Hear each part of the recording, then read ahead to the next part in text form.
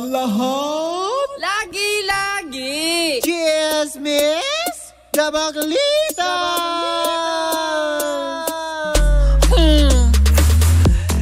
Same, pero iba.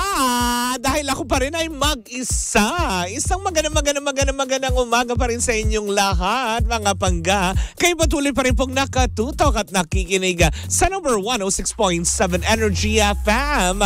Pangga, wag mong sabihin radyo, sabihin mo yan! O, diba? Maraming salamat po sa lahat ng mga nakisaya sa amin. Barangay 658 kahapon dyan sa may Intramuros, Maynila.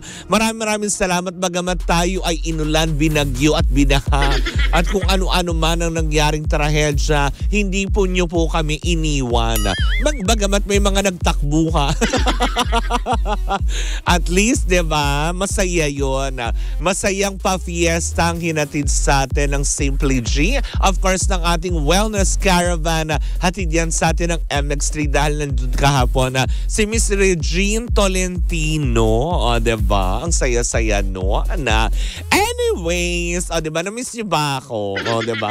Kahapon, hindi talaga kinain ng powers ko, mga Marse. Kasi naghuli ka pangga, nag-wellness, nagpa-fiesta. O, paano tayo ere? Kaya nga naman, alam mo yun, habang bubuhos ang ulan kahapon doon, sa may Intramuros, Maynila, hindi ko na napigilan makipagtsikahan sa ating mga panggang chismosa dyan. O, diba? Hello po sa inyong lahat. Eto ang nasagap kong chika. Baklay mo ba naman Isko Moreno? Oy, ano yung tungkol kay Isko Moreno? Para bang napag-iisip ngayon at nakikita ng mga tao, nararamdaman na daw ng mga taga Tape Incorporated na para bang si Isko Moreno ang isa sa main key kung bakit kumikita ang Itbulaga. Oh my goodness. Bakit? Dahil nga si Isko Moreno na nga daw ngayon ang nag-aangkat or nag-aakyat ng pera para magpatuloy ang Itbulaga sa pagpapalabas. Oy, kasi kumpara naman daw sa mga co-host ni Isko Moreno, maraming bad reviews. Bad reviews? Ano yung produkto? Nakakaloka. Maraming bad elements. Bad elements, diba? Hindi. May mga bad records kasi yung ibang mga co-host niya na inaayawan ng advertisers kung kaya't medyo hirap daw ang Tape Incorporated na magpasok ng ilang mga produkto na mag-i-endorse sa kanilang programa. Pero ngayon daw, kasi dahil nga syempre, sabihin na nga natin na minsan nahaluan ng intriga si Mayor Isko Moreno, pero mas siya daw ngayon ang inaay ng mga advertisers kung kaya't merong pumapasok na salapi sa kanilang istasyon. Hindi istasyon yun, programa ang tawag doon. Okay, kinore ko na kagad yung sarili ko. Diba? Pero yun na nga daw, diba? Na parang sabi nila, so, ibig sabihin, yung ibang mga kasama niya, ano yun? Waldas, gano'n? Si Isko ang taga-angkat, may ibang taga-Waldas kasi wala naman tulong. Ganun ba yun?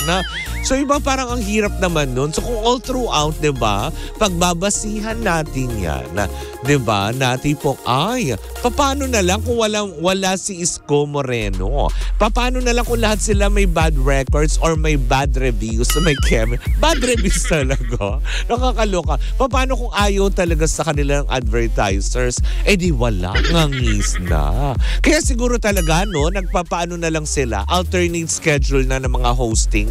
Kumaga parang MWF at TTHS na nga daw.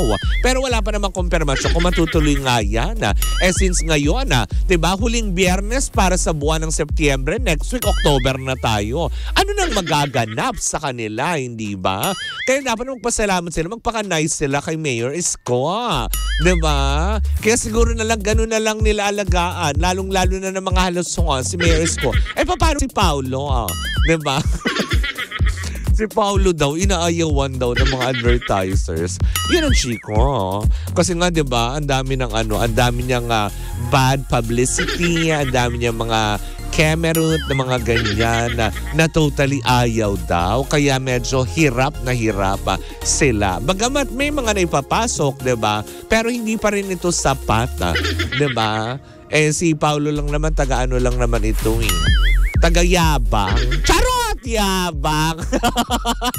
Meron silang 25 minutes na commercial. Eh per hour nyo, kailangan nyo ng 15 minutes na commercial. 2.5 hours kayo. So kung susumahin natin, 30 minutes of commercial, lugi pa ng 5 minutes. Ganon. Hindi ba rin sapat? Nakakaloka.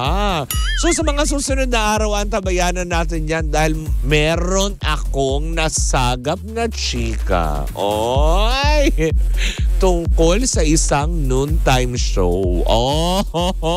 Ay, isang noontime show na naghahanap na daw ng makakakolab na ibang channel. Ay, nako. Antabayanan nyo ang chikang malupit na yan. Kung sinong noontime show yan. Yung palang inasagap kong chika, Mare. Diba? Na may isang noontime show na naghahanap pa lang ng, alam mo yun, channel. Hindi alam kung lilipatan or makakakoprod lang. Oy, alamin natin yan next 2 weeks.